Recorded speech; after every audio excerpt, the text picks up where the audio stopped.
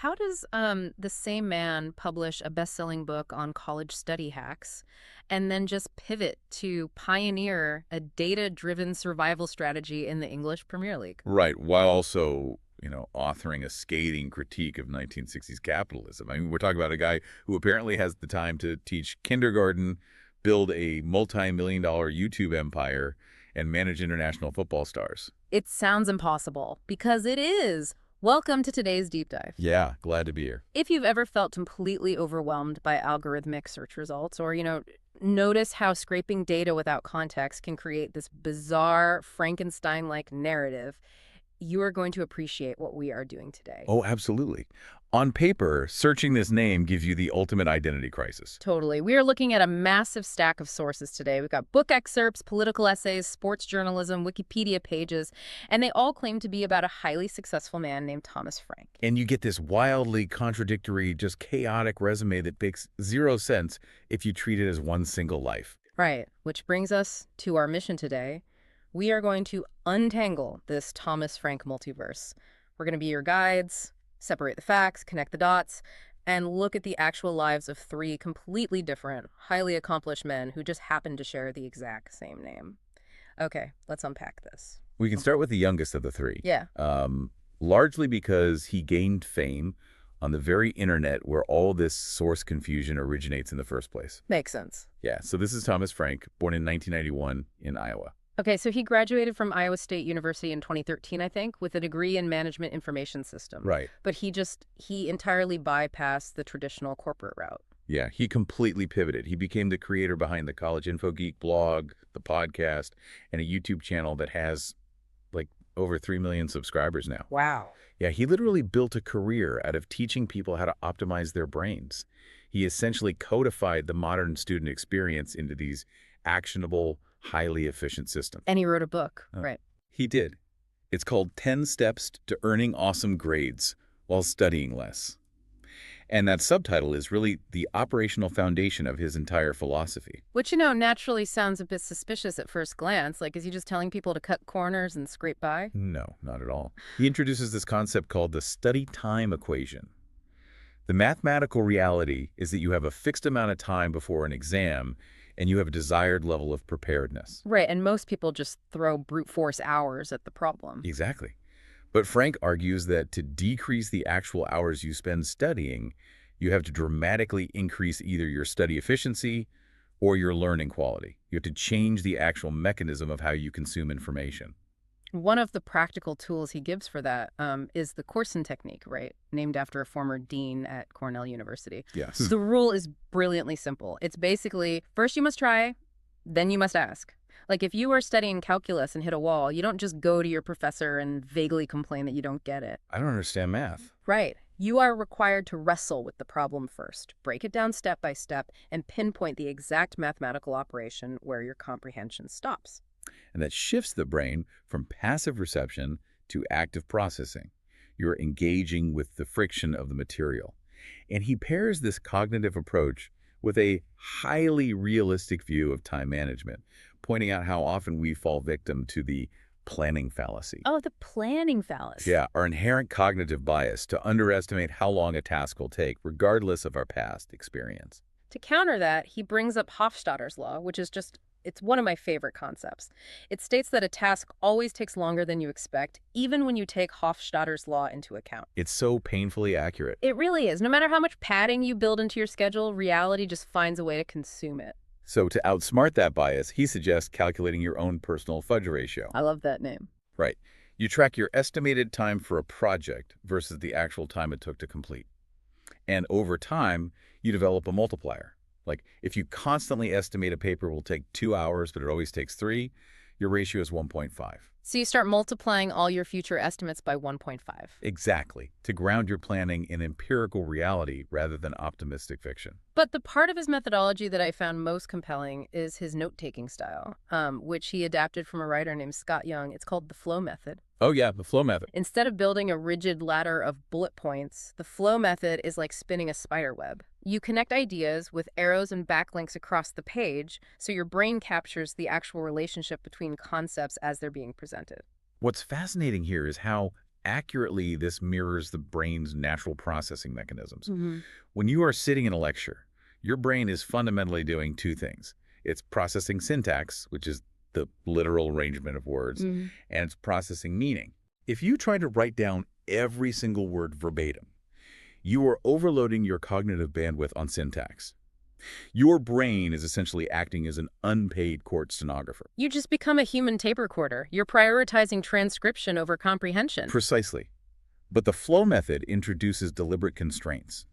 Because you cannot write down every word, you are forced to synthesize the information and draw spatial connections on the fly. Yeah. You are integrating new facts into your existing web of knowledge in real time. This active synthesis dramatically strengthens the neural pathways, significantly reducing the amount of time you need to study that material later.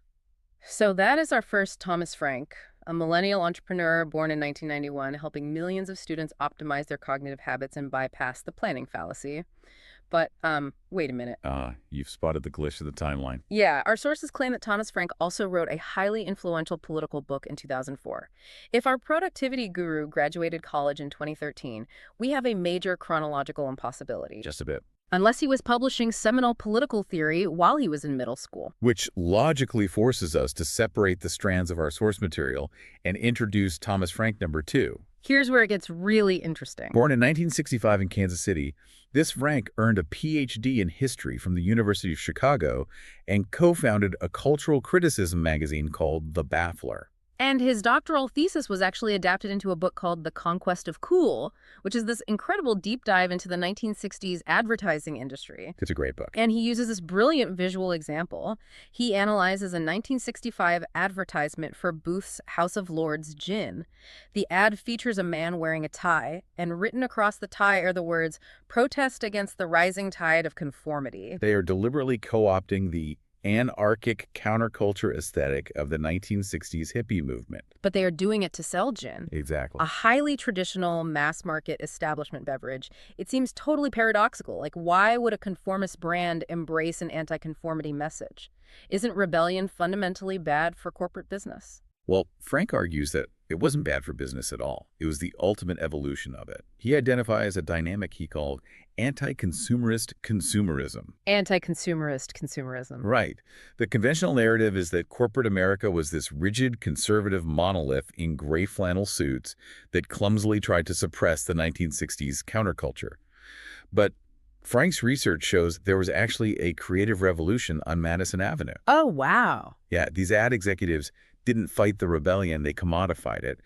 They realized that selling a product as a tool of individualism and defiance was infinitely more effective than selling it based on its actual utility. They figured out that you can sell people their own desire to be unique. Exactly. Which is a brilliant historical and sociological observation. And it serves as the architectural foundation for his later, much more famous political analysis. He wrote a massive bestseller in 2004 called What's the Matter with Kansas? And our sources show he has another highly anticipated book coming out in 2026 called Progress Land. Now, before we delve into his political thesis, we need to make a firm distinction regarding our role here. Good point. We are analyzing the mechanics of his arguments as presented in the source material. We are neutrally reporting his theories on American politics to understand his impact. We are not endorsing these viewpoints, whether they align with left-wing or right-wing ideologies. Our goal is strictly to unpack the ideas in the text. Absolutely. The focus is purely on the how and the why of his argument. Frank's core thesis in What's the Matter with Kansas is that over the last few decades, American political discourse underwent a massive realignment. Right. He argues that the primary focus shifted away from tangible economic issues, things like wages, healthcare, and infrastructure, and pivoted sharply toward explosive cultural issues and identity politics. And he focuses heavily on his home state of Kansas, detailing the bitter factional divide between what he calls the mods and the cons, the moderate and conservative wings of the Republican Party. Yeah. But he doesn't spare the Democratic Party either. He sharply criticizes the Democratic Leadership Council, arguing that they willfully abandoned traditional working-class economic platforms to court wealthy, white-collar professionals by leaning heavily into social liberalism and the glamorous rhetoric of Silicon Valley innovation. His argument is essentially that cultural outrage is utilized as a sophisticated smokescreen. Politicians use culture wars to mobilize voters and win elections. But once they are actually in office, they largely ignore those cultural grievances and instead pass pro-corporate, deregulatory economic policies. Policies that, according to Frank, actively inflict economic harm on the very working-class voters who put them in power. Right. If we connect this to the bigger picture, you can see a direct, unbroken intellectual through line across his entire career. His early archival research into 1960s advertising was the perfect training ground for his later analysis of modern political campaigns. In both arenas, he is exposing the exact same underlying mechanism. So is this Frank essentially arguing that in both capitalism and politics, rebellion is just another marketing tool used to distract the buyer or the voter from the actual transaction taking place? That is the crux of his life's work. Whether you're a liquor company telling a consumer to buy your gin to protest societal conformity, or a politician stoking cultural anger to quietly pass corporate tax cuts, the dynamic relies on the same psychological manipulation. Wow. The cultural message intentionally masks the economic reality of the exchange. It is a stunning parallel to draw between Madison Avenue ad executives and modern political strategists.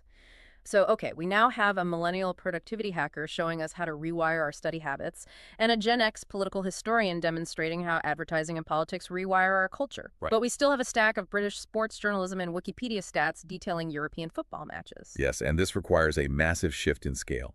We are moving from the macro-level manipulation of populations to the micro-level psychological management of individuals. It is time to transition to Thomas Frank, number 3. Thomas Frank, the football manager. Born in 1973 in Denmark.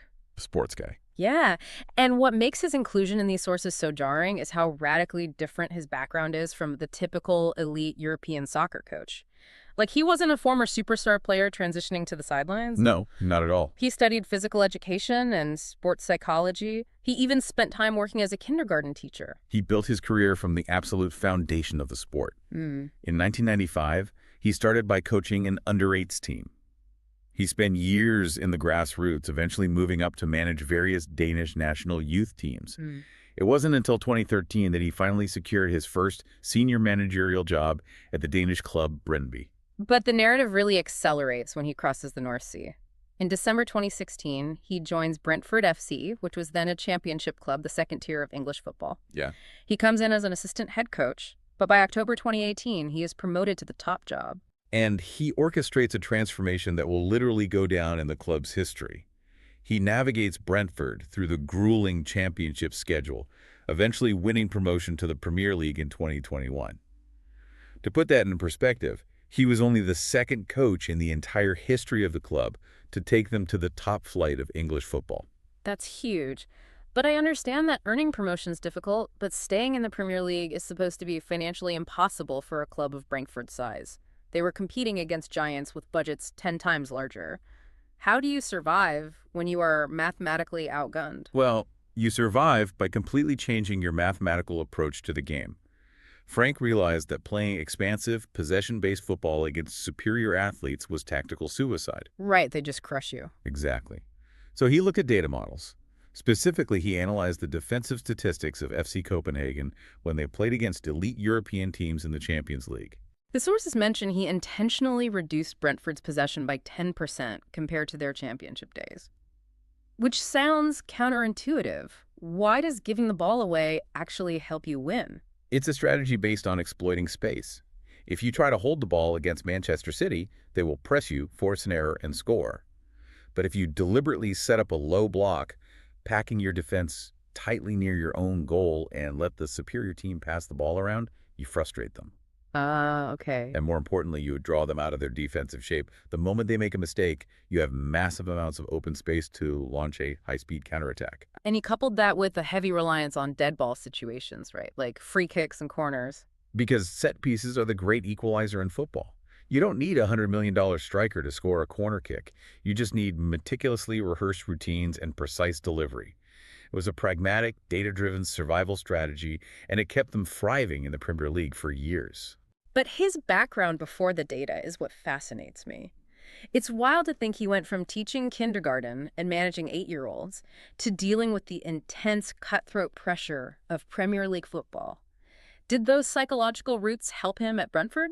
This raises an important question about the fundamental nature of leadership. Whether you were dealing with a frustrated 5-year-old or a highly paid striker going through a goal drought, the psychological mechanisms are surprisingly similar. Really? Yeah, it requires extreme emotional intelligence, the ability to de-escalate conflict, clear communication boundaries, and ego management. You are basically building a localized culture of trust. Exactly. His background in sports psychology allowed him to maximize a limited budget by getting total, uncompromising buy-in from his squad. He developed young players because he had the patience of a teacher. But that same psychological foundation makes the final chapter of our sources incredibly stark. Yeah. In June 2025, after 7 magnificent years at Brentford, he was hired to manage the massive global club, Tottenham Hotspur. It was the ultimate reward for his overachievement. He even managed his first official game under the massive lights of the UEFA Super Cup. But the timeline here is brutal. By February 2026, after an 8-game winless run left Tottenham hovering near the relegation zone, he was sacked. Yeah. He lasted just 8 months. It highlights the extreme volatility of elite sports. At a massive club like Tottenham, the luxury of patience and long-term cultural development does not exist. The financial stakes are too high. If results dip, the environment becomes highly reactive. The machine demands immediate returns, and if you cannot provide them, it simply ejects you and finds someone else.